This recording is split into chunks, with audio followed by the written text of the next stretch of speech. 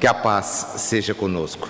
O dia de hoje nos revela a possibilidade de ter contato com informações daqueles que foram os bons espíritos. Nós estudamos o livro dos espíritos. Quem são os que o escreveram? Que personalidades eventualmente animaram quando estiveram reencarnados ou encarnados na Terra? Na introdução, algumas entidades subscrevem os prolegômenos, Naquele conjunto introdutório há uma peça chamada Prolegômenos, que traz a assinatura de alguns espíritos. Kardec, o tempo todo, evita nominar aqueles que lhe respondem. Faz questão de manter no anonimato não apenas os médiuns, mas também os subscritores. As questões de hoje, particularmente a 1009, nos dá uma ideia completamente diferente, porque o codificador fez questão de apresentar um a um os subscritores das mensagens. Nós não temos mais escondidos no anonimato os chamados bons espíritos, aqueles que, tendo o espírito de verdade como sendo o seu guia, resolveram dar à humanidade, no tempo certo, as explicações, as orientações necessárias. Assim é que no conjunto das questões de hoje, que nos fala sobre a duração das penas futuras, são 7 questões, mas de uma profundidade imensa, nós vamos entender o que representou a missão de Jesus nitidamente e o que a doutrina espírita objetiva, revivendo este ensino de Jesus, corrigir em termos de conhecimento dos espíritos que aqui nos encontramos.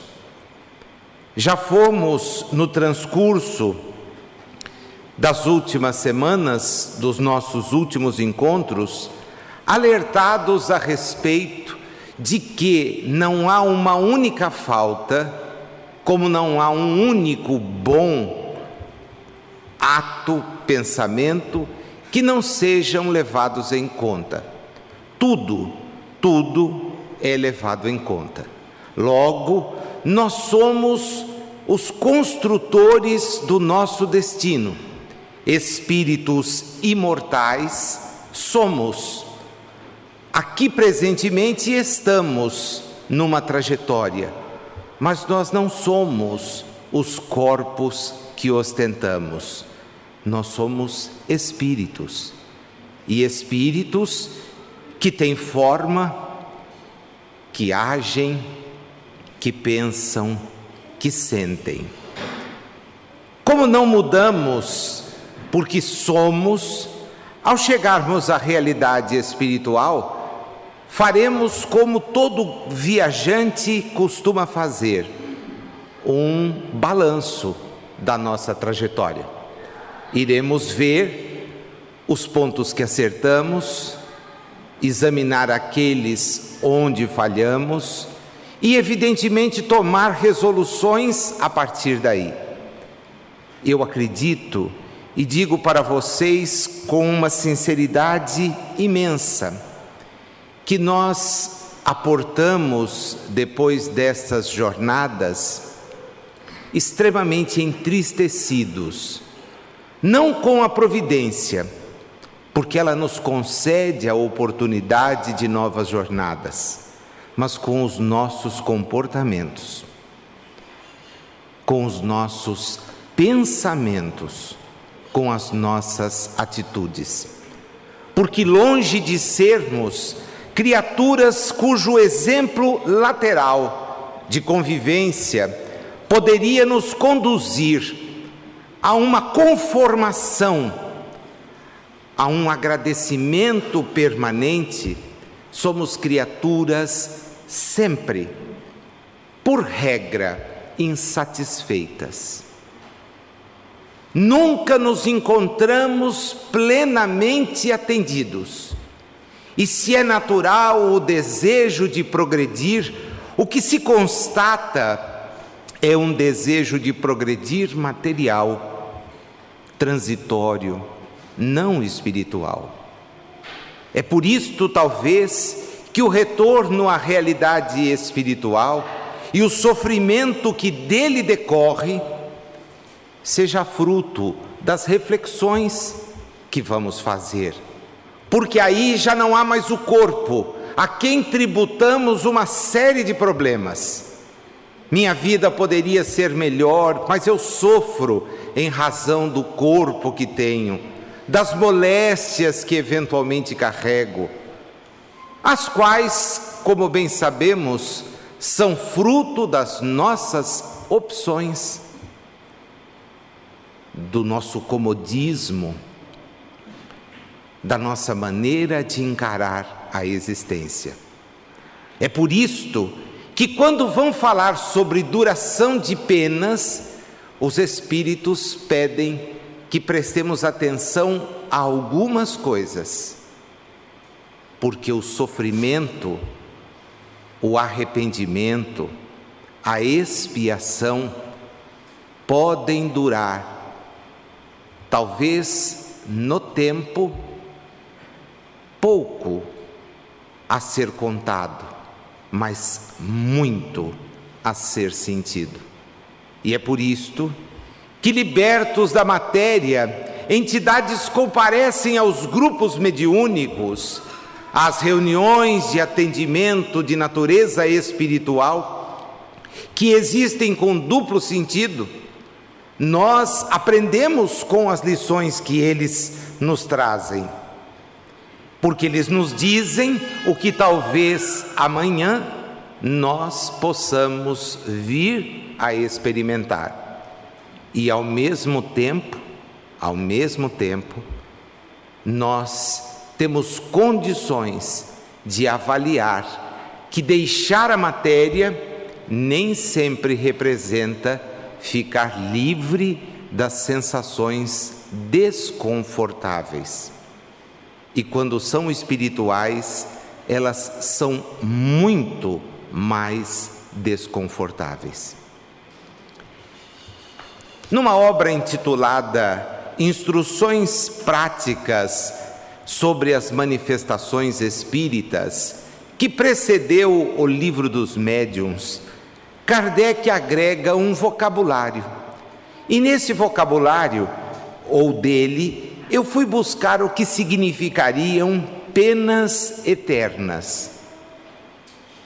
Ensinam os espíritos, diz-nos Kardec, que só o bem é eterno, porque é a essência de Deus.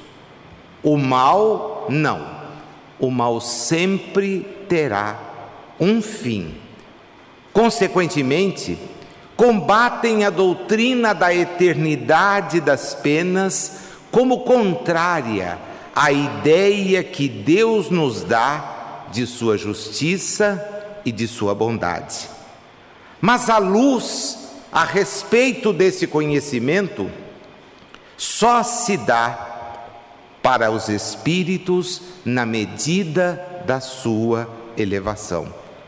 Nas camadas inferiores, nas primeiras reencarnações, na ausência do conhecimento acerca do que é a vida e de quem somos, falsos conceitos vão se instalando.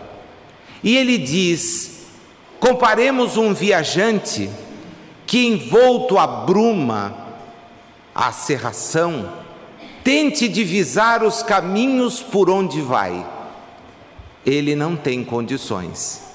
Precisará buscar lugares mais elevados, e quando a eles chegar, terá uma ideia de por onde está transitando e o quanto lhe falta para atingir seus objetivos.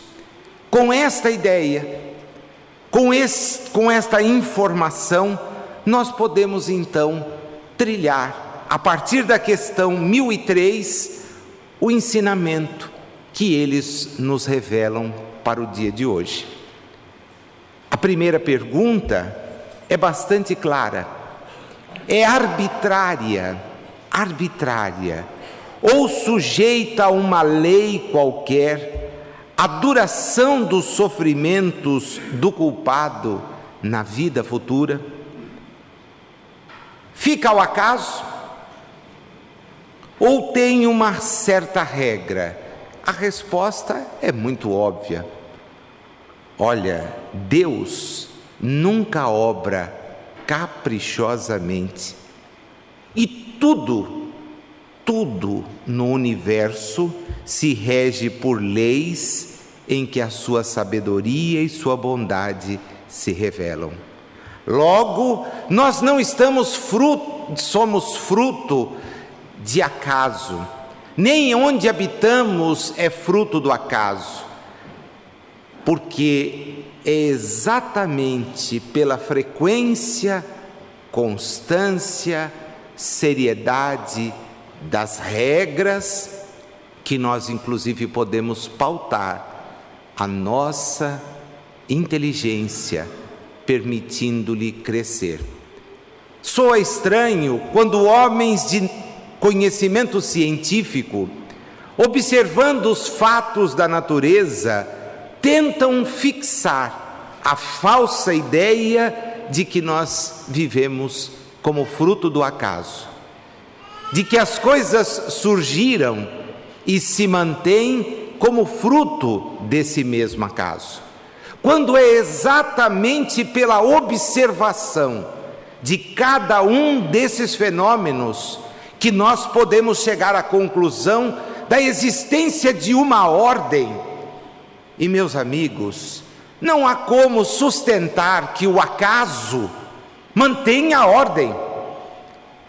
Não há como sustentar que a regularidade, por exemplo, das marés, da luz solar, da distância que nos permite usufruir os benefícios desta luz solar, da constituição geológica do planeta que habitamos, seja tudo fruto de um acaso.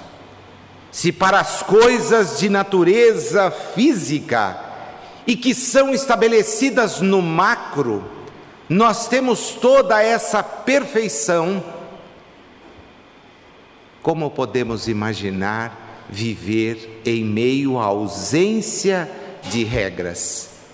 O que constatamos seriamente é que há nos espíritos humanos, os que aqui habitam, uma tendência manifesta a descumprir regras.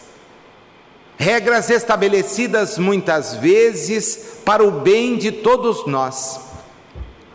A nossa cidade tem se notabilizado pelo descumprimento de algumas regras elementares. O sinal vermelho em Bauru passou a ser simplesmente algo do passado, porque não é respeitado por motoristas.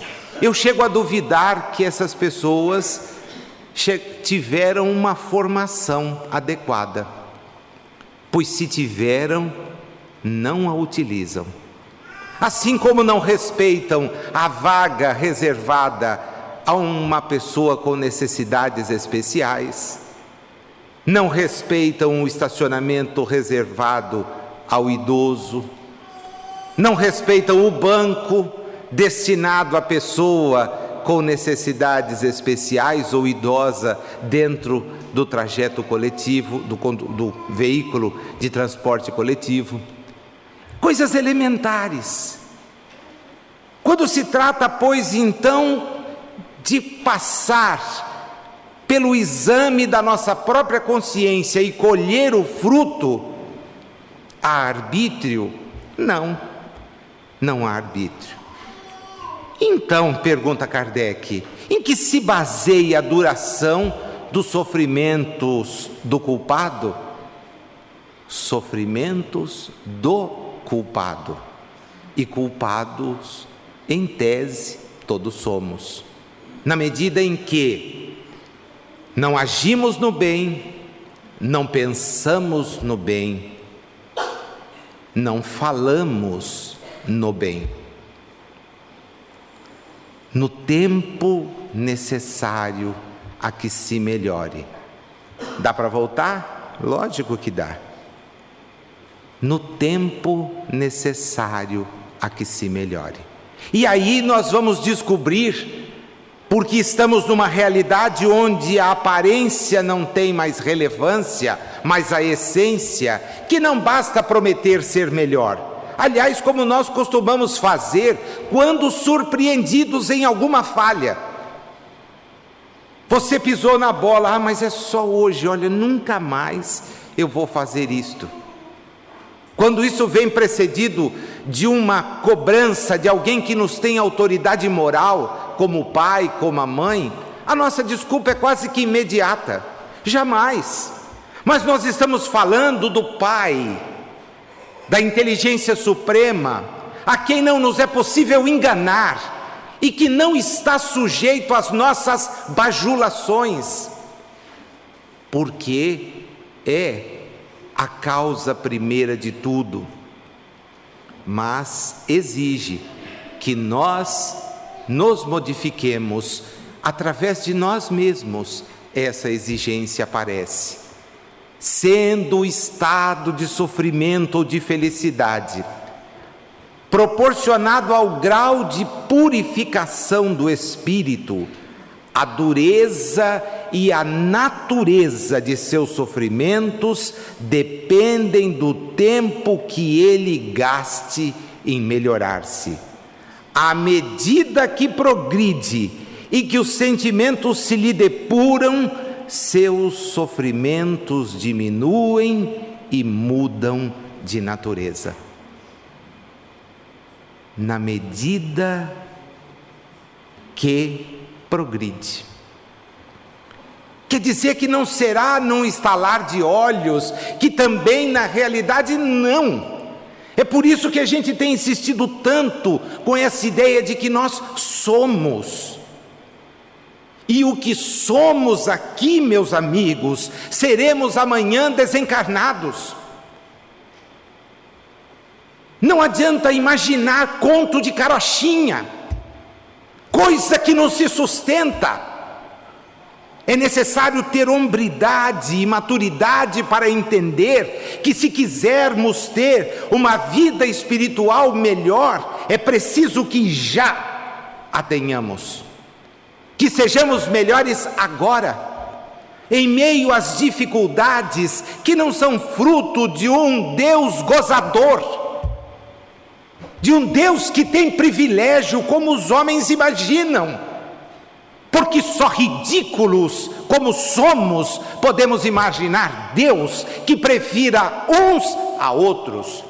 Isso é ridículo. Tão ridículo que as pessoas que pensam abandonam as religiões. E por quê? Porque são melhores? Não, porque aquilo não passa na racionalidade.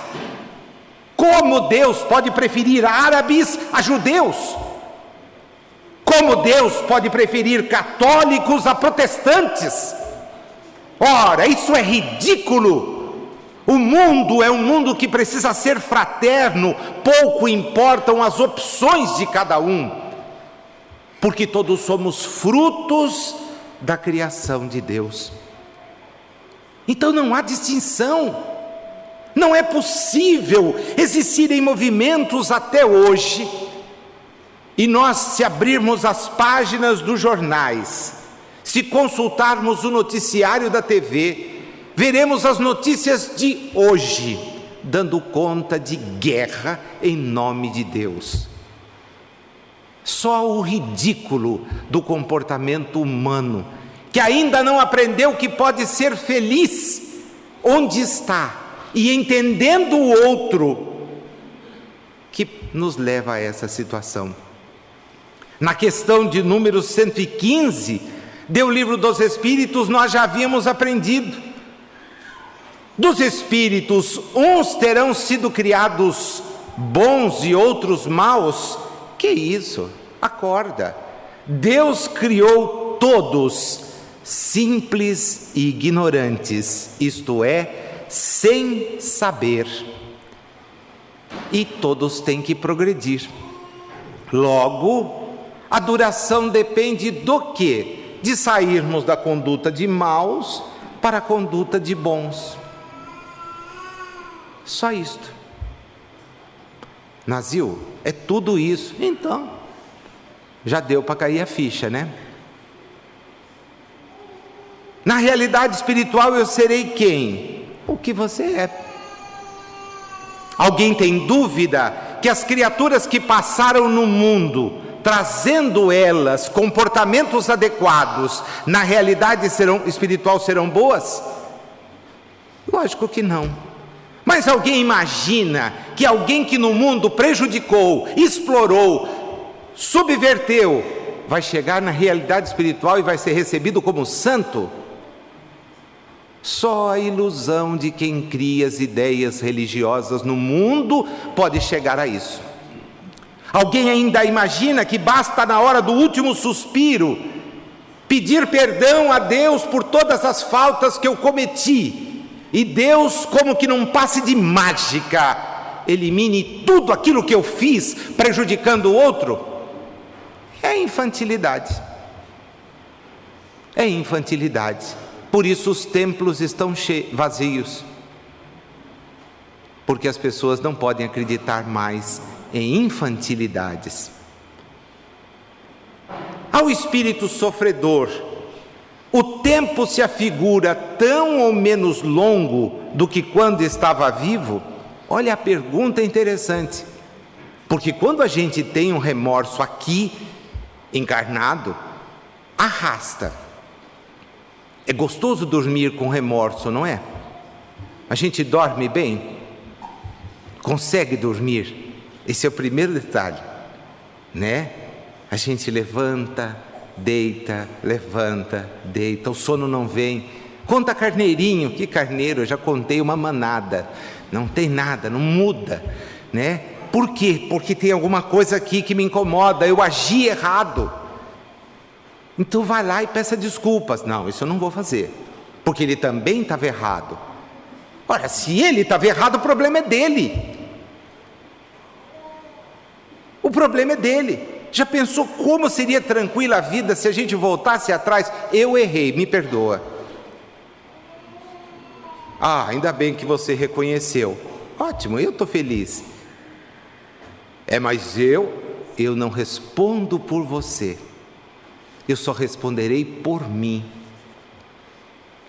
Mas o orgulho não nos deixa pedir. Imagina que eu vou pedir desculpas. Ele estava errado, ele peça primeiro. Espero que ninguém tenha feito nunca isso aqui, né?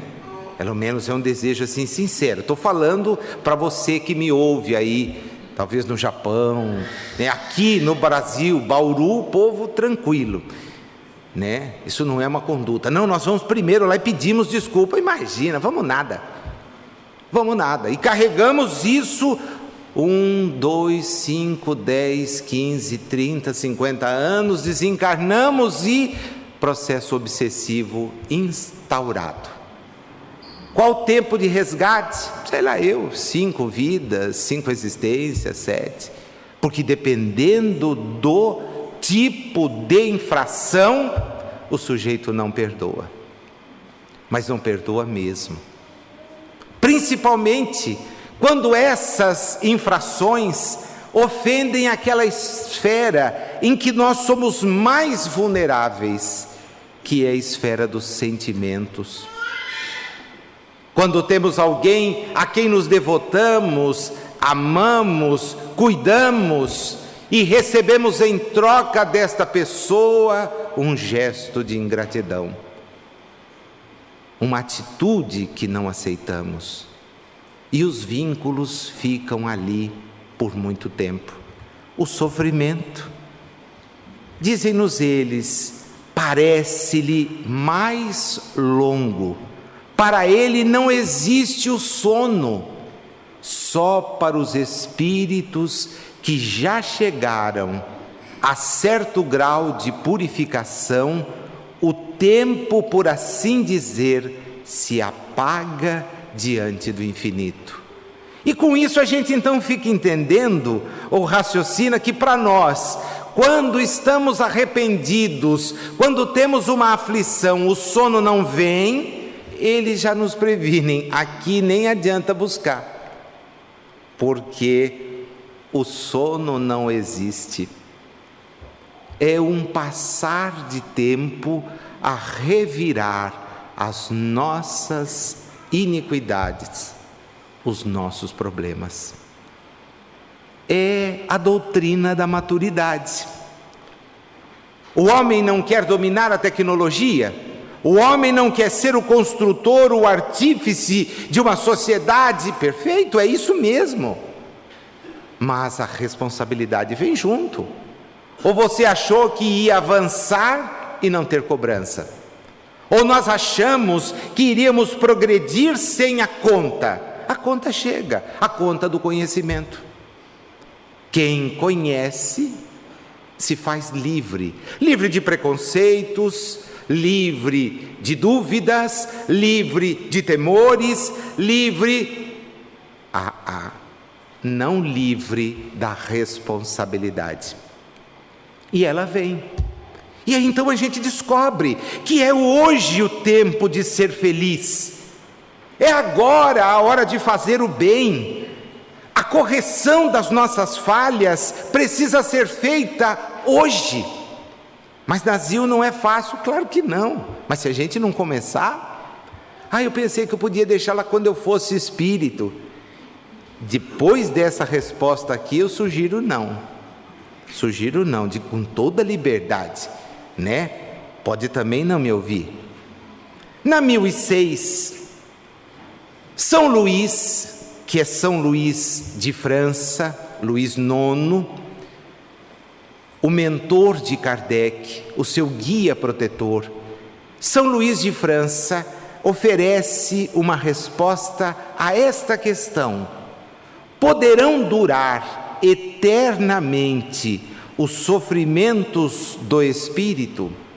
Olha a palavra eternamente. E ele então responde usando o eternamente. Se ele eternamente for mal, pode ter certeza. Como é que é? Se ele eternamente quiser ser mal, o sofrimento perdurará. Mas você já aprendeu, diz ele a Kardec, que Deus não criou nenhum espírito destinado ao mal. Ele criou todos simples e ignorantes. O mal é opção. Como é que é? O mal é opção. Nós agimos no mal por opção, porque nós queremos. Diante de uma visão qualquer, o nosso juízo, a partir dela, vai revelar o que somos.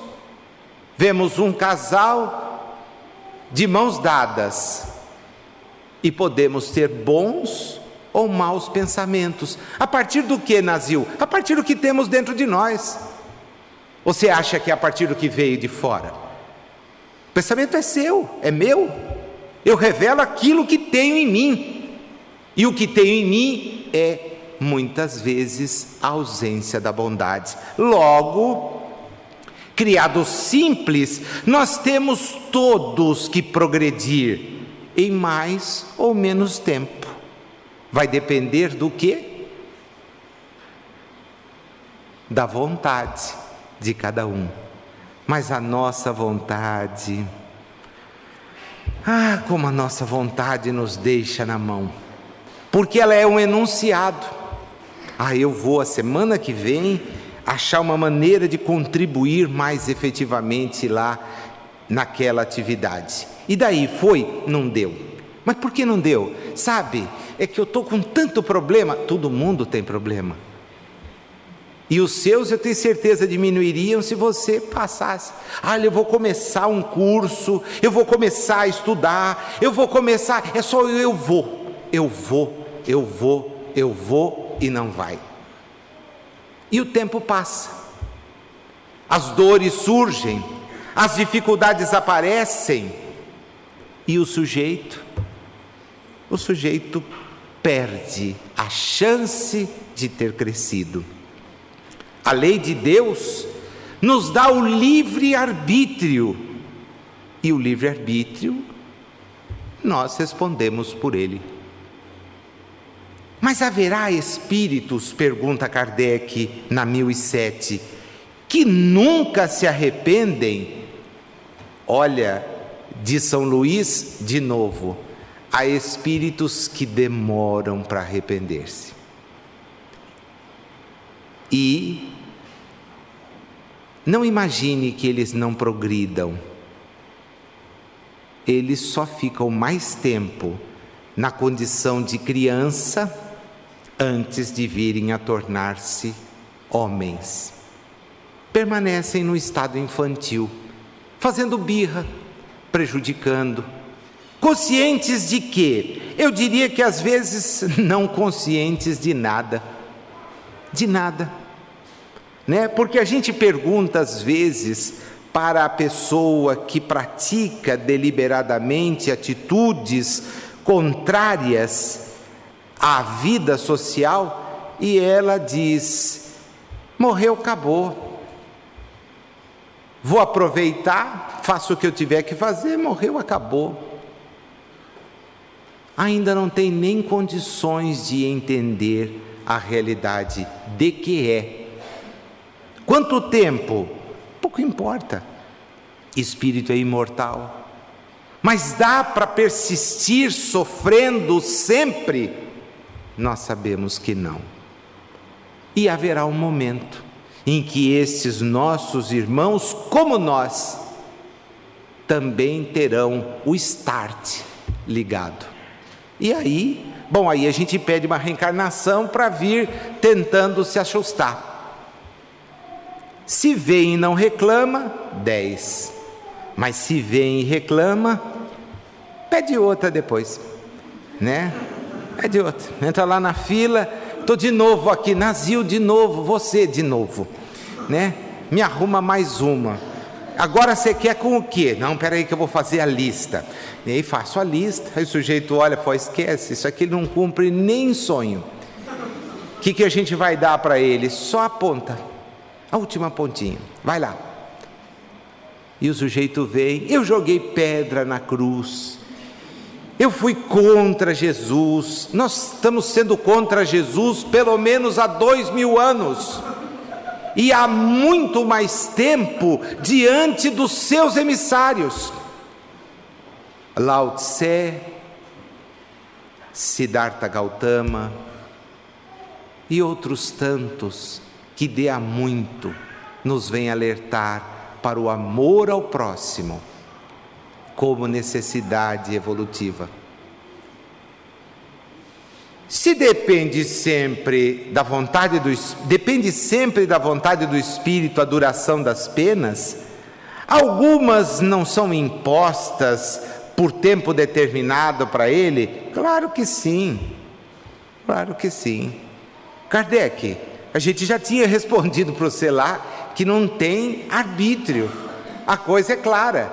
Então, se você feriu, o Espírito pode sim ter penas num determinado tempo. Agora, Deus quer o bem, e se você se arrepende, efetivamente se arrepende, aí a coisa fica ajustada, você se corrigiu. O drama, vou voltar sem exagerar, é que a gente, quando chega nessa hora do efetivamente se arrepende, né? Quantas vezes nós já dissemos, estou arrependido, isso eu não repito, até a próxima vez. Estou arrependido, isso eu não repito. E não estou dizendo assaltar a geladeira à noite, essas coisas aí usuais, né? Mas o sujeito que pensa mesmo nas atitudes. Não, eu nunca mais vou fazer isso. Imagina, pensar mal da dona fulana, pensar mal do seu cicrano. Imagina, vou ter para ele um comportamento digno, até encontrar a pessoa de novo. Encontrou, pumba. Puxa, eu disse que não ia pensar mal. Senhor, olha, me perdoa. Para quê? Vou te perdoar do quê? É você que está se atacando, é você que está se prejudicando. Vá se ajustar, vá se ajustar. Agora então a gente chega diante da grande 1009. Olha a companhia que responde à pergunta. Santo Agostinho, Lamennais, Platão, Paulo, o apóstolo.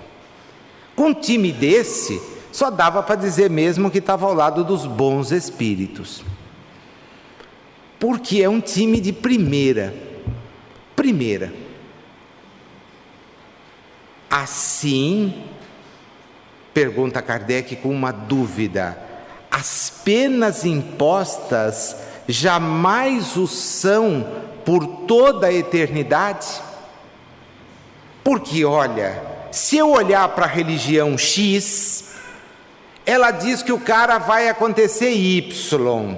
Se eu olhar para a religião Z, ela diz que para o cara vai acontecer Y. Se eu olhar para a religião B, ela diz que para o cara vai acontecer Y. E esse Y é condenado para sempre. Não tem jeito. Kardec fala, responde isso para mim que eu estou na dúvida. E aí o time que o pessoal escala para responder é melhor do que a seleção que você pode imaginar de qualquer esporte. Imagina você fazer uma pergunta e vir São Luís, Santo Agostinho, Platão para te dar a resposta. Dá para ter uma ideia do que é a doutrina espírita, que muitos tomam como manifestação do demônio? E essa ignorância só se justifica pela resposta. O demônio vai se travestir de Santo Agostinho para dar a resposta. Bom, então a gente imagina que a resposta do capiroto com a chance de ser Santo Agostinho vai ser uma resposta digna de capiroto. E olha o que ele diz: interroga o bom senso, a razão, e se pergunta se uma condenação perpétua motivada por alguns momentos de erro não seria negação da bondade de Deus. O demônio vai responder isso? É lógico imaginar o demônio dando uma resposta assim? É dizer, não leu. E se leu, não entendeu. Claro, porque quem tem uma ideia dessa não entende nada. Pena eterna. Que isso? Kardec, diz Santo Agostinho, a duração de uma vida, ainda quando de 100 anos, o que ela é em face da eternidade? E nós sabemos que chegar aos 100 anos é complicado, né? Eu que passei da metade desse número, não consigo divisar muito longe. Não, hoje não vai. E se for também, a não ser que eu possa ser útil, porque para ser um peso, dá uma outra chance, né? Eu sei que vou voltar, então pode aliviar a barra aí, estamos de volta, e na próxima me dê a chance de poder ser útil também. Mas é incoerente. Eternidade, pergunta Santo Agostinho, você sabe o que é essa palavra eternidade? Olha, sofrimento, tortura sem fim, sem esperança, por causa de algumas faltas. O vosso juízo não repele semelhante ideia? Que os antigos, sem noção, sem instrução, entendessem que Deus era terrível, cioso, vingativo, vá lá. Eles eram ignorantes. Agora, um homem que já teve o ensinamento que você e vocês têm, pode conceber essa ideia? Evidentemente que não. Agora, não imagine que Deus seja cego. Ele é justo. Portanto, se condenar os outros ao inferno pode parecer para você bom, tranquilo, é melhor pensar numa frase que Jesus nos legou: a cada um segundo suas obras. Depois, quem vem responder a mesma questão é Lamennais. Lamennais, um teólogo francês desencarnado em 1854. Vejam vocês a elevação desse espírito. Pouquíssimos anos depois, ele está ali no grupo de espíritos que na sociedade parisiense vinha estruturar a doutrina, e ele manda a gente pensar. A razão repele este tipo de raciocínio. Exatamente porque, como pode Deus castigar alguém se esse alguém tem a chance de reparar? O castigo fica até que a pessoa acorde para o desejo de reparar. E este período de reflexão, este período em que a pessoa vai analisar aquilo que fez, é o período necessário a abrir a oportunidade reparatória.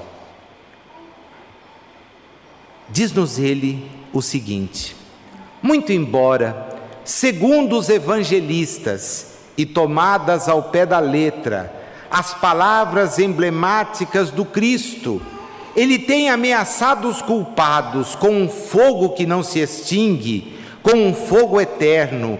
Absolutamente nada se encontra nas suas palavras capaz de provar que os haja condenado eternamente.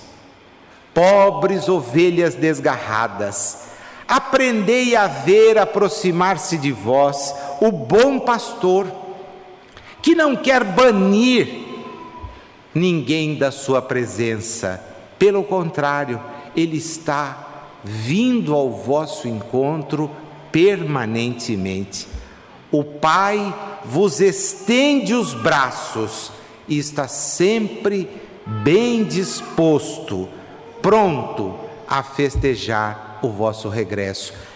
Que parábola é essa? A do filho pródigo. Mas qual é a atitude que leva o filho pródigo a ser aceito? O arrependimento, o voltar, pedir perdão e dizer: nem me considere. Aí a coisa muda. Aí a coisa muda. A terceira resposta vem de Platão. Platão, de quem pouco sabemos a não ser pelos legados, pelos escritos que deixou, que ele atribui ainda a Sócrates, reportando-se a diálogos que Sócrates havia mantido na Grécia Antiga, com pessoas para as quais ele se preocupava em fazer pensar, de maneira que entendessem a verdade, descobrissem que na verdade nada sabiam. E diz-nos então, na sua resposta, Platão: guerras de palavras, guerras de palavras. Ainda não basta o sangue que tendes feito correr? Será preciso reacender fogueiras? Vocês discutem sobre palavras, eternidade das penas, eternidade dos castigos. Ignorais então o que hoje entendeis por eternidade. Não é o que os antigos entendiam? Vão lá, vão nas fontes e vejam se essa palavra não tem a ver com uma coisa bem diversa, de pena sem fim, irremissível. Eternidade dos castigos corresponderia à eternidade do mal. E enquanto existir o mal, os castigos sobreviverão. Que digam os nossos códigos penais, ampliados em suas configurações, cada vez trazem mais tipos penais, porque nós queremos ver castigados todos aqueles que agridem o bem comum. E por que queremos tantas penas? Porque as pessoas não se comportam de maneira a nos ofertar uma vida social tranquila, em que todos pudéssemos nos unir. Diz-nos então Platão: chegará o dia em que todos os homens, pelo arrependimento, vão deixar o que vocês chamam aí esse vale de lágrimas. Mas é preciso entender que se Deus não criou o mal, aqueles que o cometem precisam se ajustar. A última resposta vem de Paulo. E Paulo então faz um grande passeio para nos dizer 3 coisas que a gente tem que atingir e 3 que nos impedem de atingi-las. Primeira, a justiça, o amor e a ciência. Olha que interessante, a justiça, o amor e a ciência.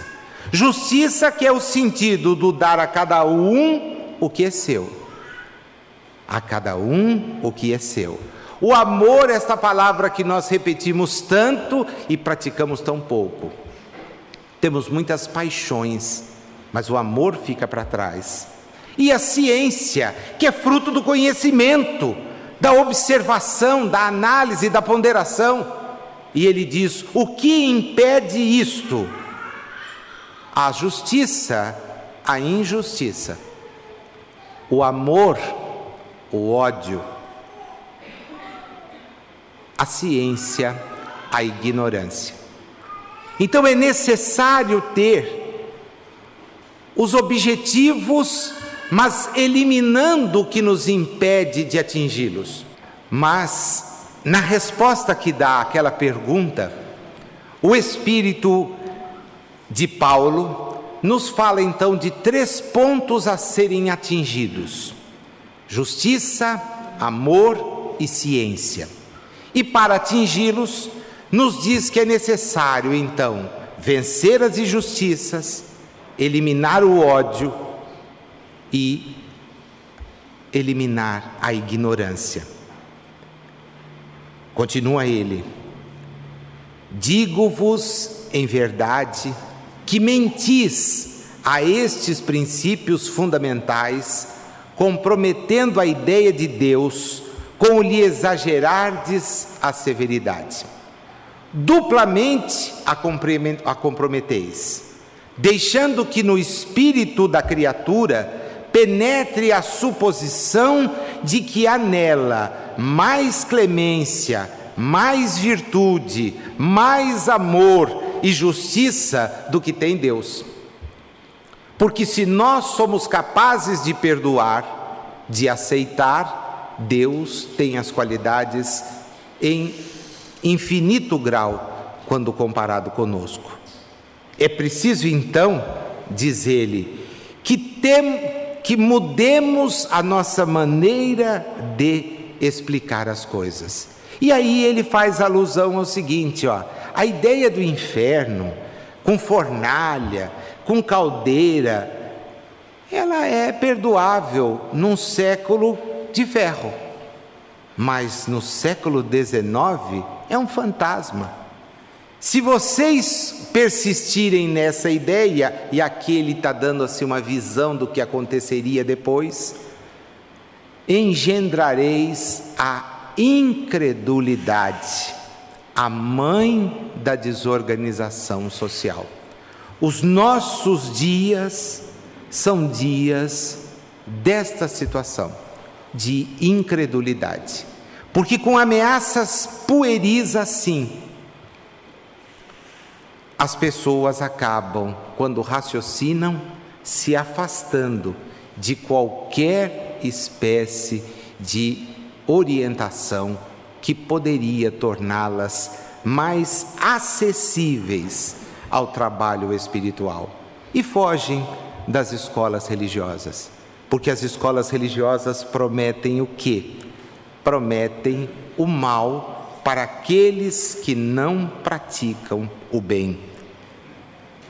Quando nós precisamos divulgar a prática do bem e não o castigo pelo mal, ao divulgarmos a necessidade de praticar o bem, nós então convidamos todos a que se engajem em tarefas que busquem oferecer exatamente um pouco de conforto aos que sofrem, um pouco de esperança àqueles que estão desalentados.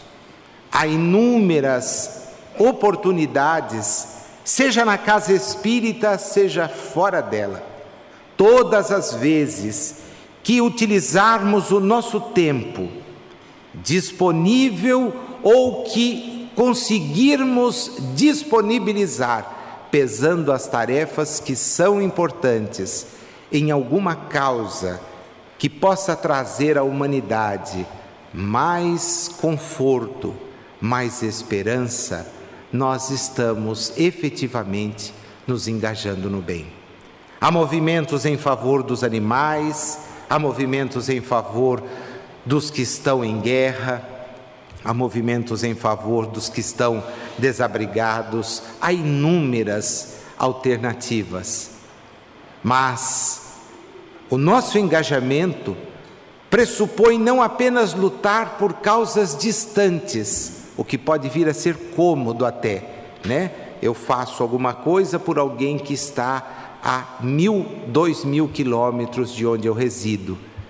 O importante é fazermos a diferença nos ambientes onde estamos. Em casa, num primeiro momento. No trabalho, num segundo.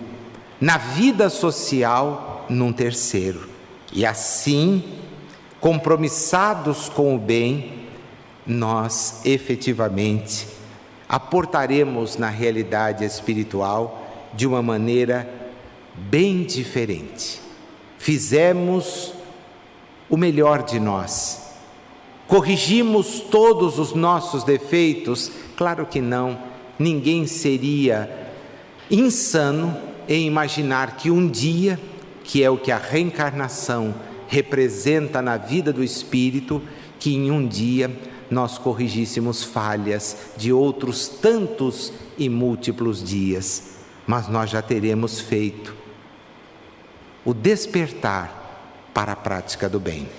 Pedindo desculpas em razão da intervenção, peço a todos que reflitam, relendo particularmente a questão de número 1009, para que entendamos que se uma ideia no passado ganhou corpo, ela se deveu talvez em razão daquilo que Paulo tenha chamado a nossa atenção, a ignorância. E se hoje podemos debelar a ignorância, através do estudo, do conhecimento, conquistar o amor e a justiça pressupõe muito mais do que boas intenções, mas um efetivo compromisso com o bem.